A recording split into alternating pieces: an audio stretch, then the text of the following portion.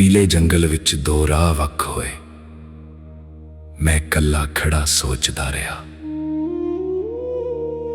ਦੋਵੇਂ ਰਾਹਾਂ ਤੇ ਤੁਰ ਨਹੀਂ ਸਕਦਾ ਸੀ। ਇਸ ਗੱਲ ਦਾ ਅਫਸੋਸ ਮਨ ਵਿੱਚ ਰਿਹਾ।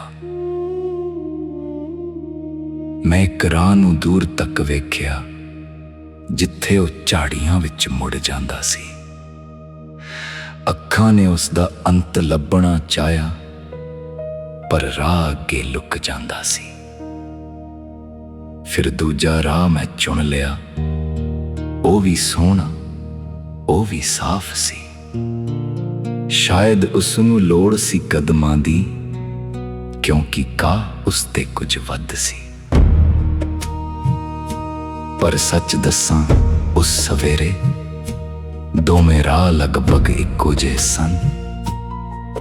ਪੱਤਿਆਂ ਦੀ ਚਾਦਰ ਦੋਹਾਂ ਉੱਤੇ ਸੀ, ਕਿਸੇ ਕਦਮ ਨੇ ਹਾਲੇ ਰੰਗ ਨਾ ਬਦਲੇ ਸਨ। ਮੈਂ ਪਹਿਲਾ ਰਾਹ ਹੋਰ ਦਿਨ ਲਈ ਰੱਖ ਲਿਆ, ਪਰ ਦਿਲ ਨੂੰ ਇਹ ਗੱਲ ਵੀ ਪਤਾ ਸੀ, ਰਾਹਾਂ ਤੋਂ ਰਾਹ ਨਿਕਲਦੇ ਜਾਂਦੇ ਨੇ, ਮੁੜ ਆਉਣਾ ਕਦੇ ਆਸਾਨ ਨਹੀਂ ਸੀ। ਕਈ ਸਾਲਾਂ ਬਾਅਦ ਸ਼ਾਇਦ ਮੈਂ ਇਹ ਗੱਲ ਸਾਫ਼ ਭਰ ਕੇ ਸੁਣਾਵਾਂਗਾ। ਪੀਲੇ ਜੰਗਲ ਵਿੱਚ ਦੋ ਰਾਹ ਵੱਖ ਹੋਏ ਸਨ, ਤੇ ਮੈਂ ਆਪਣਾ ਰਾਹ ਬਣਾਵਾਂਗਾ।